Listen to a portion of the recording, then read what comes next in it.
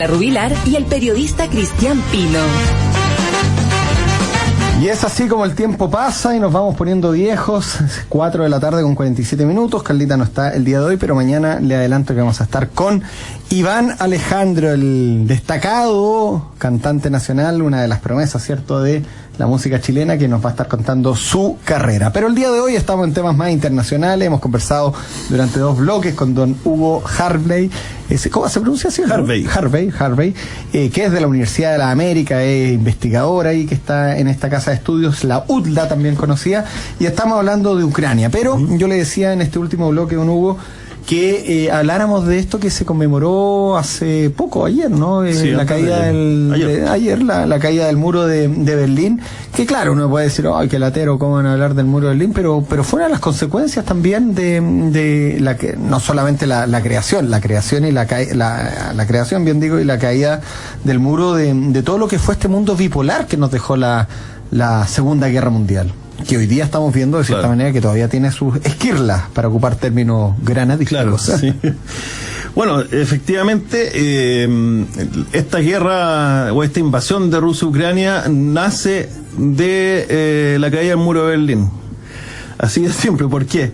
Porque cuando cayó el muro de Berlín, nuevamente hubo un cambio de orden internacional. Se caía una de las dos potencias, digamos, que había estado en pugna en esta Guerra Fría, que la Guerra Fría fue el fenómeno que se produjo desde el término de la Segunda Guerra Mundial hasta el 9 de noviembre de 1989. Caída del muro, y que era básicamente el mundo dividido en dos: el capitalismo en contra del comunismo, donde, como señalé anteriormente, la contención o la lucha eran todos los frentes. Por eso uno veía películas de Rocky, por ejemplo, pegándole al ruso. Es todo parte, eso por ejemplo, de la Guerra Fría cultural. Rambo 3. Claro, sí. Rambo 3. Todo eso es parte de la Guerra Fría cultural. También había una Guerra Fría en los Juegos Olímpicos, por ejemplo. Sí, pues. También había una Guerra Fría con boicot. Y se restaban los americanos de los Juegos Olímpicos en Rusia y al revés, claro. Claro, es decir, en todos los frentes que uno se pudiera imaginar, se estaba peleando una guerra por una concepción de mundo determinada. Y esa guerra, en definitiva, la terminó ganando, si es que se puede señalar de esa forma, Estados Unidos, porque la Unión Soviética colapsó. Exacto. Colapsó en cierta forma, y aquí está por qué Putin dice que fue la mayor debacle geopolítica, porque también fue producto de una serie de medidas aperturistas que implementó Gorbachev, fallecido hace poco, como fue la perestroika y la glasnost, en que se empezó a abrir un poco en términos económicos y abrir un poco en términos políticos.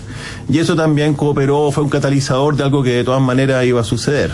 Pedro Fernández, que estaba ahí en la clínica alemana esperando a un cliente a la diálisis, nos dice que estaba por eso escuchando el programa, y nos hace también una acotación de la Guerra Fría. Pues don Hugo, mire, la carrera espacial también, perra laica, claro, de por medio, Dimitri, claro. ¿Cuánto se llama el de la sonrisa? El astronauta Yuri Gagarin, claro. ¿Cierto? Los sistema Apolo por el lado norteamericano, claro. ¿Quién llegaba primero también? Bueno, efectivamente, y fue el que primero tuvo un artefacto en órbita, fueron los rusos, y ahí Kennedy les dijo a la NASA: les doy 10 años para que me tengan al hombre en la luna. El Sputnik. Y fíjate que lo que hicieron los norteamericanos, como son de pragmáticos, contrataron a muchos científicos alemanes, ex-nazis, que habían hecho los cohetes B-1, claro, para ayudar en lo que era la cohetería para levantar estas naves espaciales. Bueno, algunos se fueron a la Unión Soviética y otros se fueron a Estados Unidos, pero no solamente en la carrera espacial, en todos los ámbitos de la ciencia y las humanidades. Claro. Se fueron unos acá. Venga, ayúdanos para acá y le olvidamos los pecados, le dijeron. Claro, pero ni siquiera eran nazis, eran alemanes, sencillamente algunos que fueron, porque a veces uno tiende a englobar todo. Sí. Bueno, y la caída del muro, claro, que marca el fin de la Guerra Fría, finalmente. Claro, marca el fin de la Guerra Fría y marca un cambio de orden, como señalábamos anteriormente, donde se empieza a desmoronar este proyecto de la Unión Soviética, se empiezan a independizar algunos países, tenemos Georgia, por ejemplo, Lituania, bueno, la misma Ucrania. La misma Ucrania. Y ahí empezaron una serie de negociaciones para ver cómo iba a ser este orden, y ahí hay una figura fundamental que es James Baker, que era secretario de Estado de Bush padre, y que dicen los rusos que le prometió a Gorbachev que la OTAN no se ampliaría ninguna pulgada hacia el este. Y esto lo han sacado recurrentemente los rusos como una causa de su descontento con este orden mundial. Claro, se les van acercando a sus ámbitos de acción. Pero lo que hay que considerar también que nadie ha obligado a ningún país a ser parte de la OTAN, si son los países de manera voluntaria y libre que postulan para ser parte de la OTAN, y que tienen que cumplir una serie de requisitos. Pues. Esto es distinto a que la OTAN se vaya ampliando, sino que son los países los que van ingresando a la OTAN por voluntad propia. Ahora, por otra parte, hay que considerar que si es que Occidente no hubiese aceptado a Rusia como la heredera de las prerrogativas que tenía la Unión Soviética, Rusia no estaría sentado en el Consejo de Seguridad.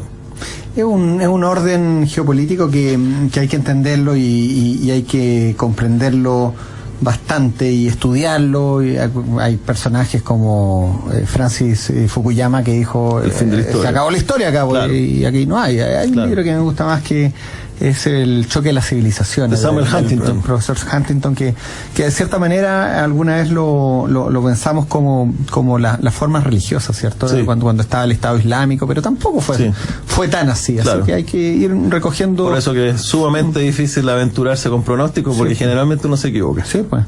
Don Hugo, nos quedan 2 minutos, creo que ya no hablamos de las midterm elections, pero bueno, estas son elecciones que hay en Estados Unidos, en la mitad del mandato.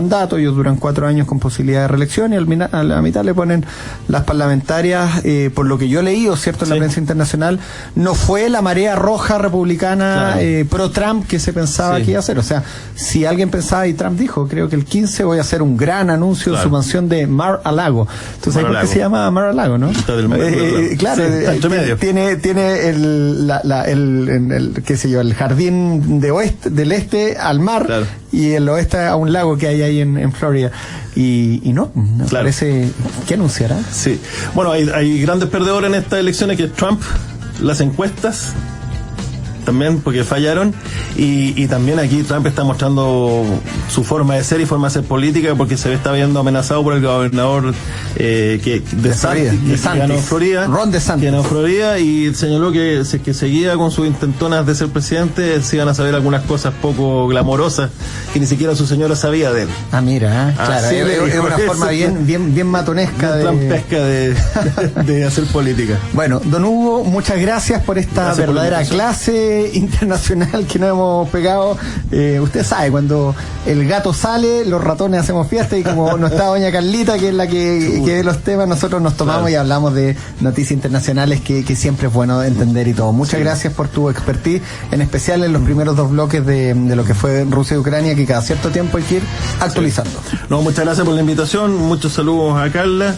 Cuando quieran me invitan de nuevo, y es sumamente importante, porque hay veces que uno piensa que todo lo que sucede en Chile, pero somos parte de un contexto mucho más amplio y que terminan repercutiendo algunas cosas en nosotros. Eso es verdad. Don Hugo Hartley, compañero de la Universidad de la América, porque yo todavía me siento ahí parte de esa casa de estudios. Saludo al Mauro Lombardi, le vamos a mandar saludos, a quien queremos mucho. Nos vamos, pero continúa Radio Agricultura con Mirada Velvet, Gonzalo Feito y Catherine Echaíz toman los programas y el control de la radio a partir de este momento.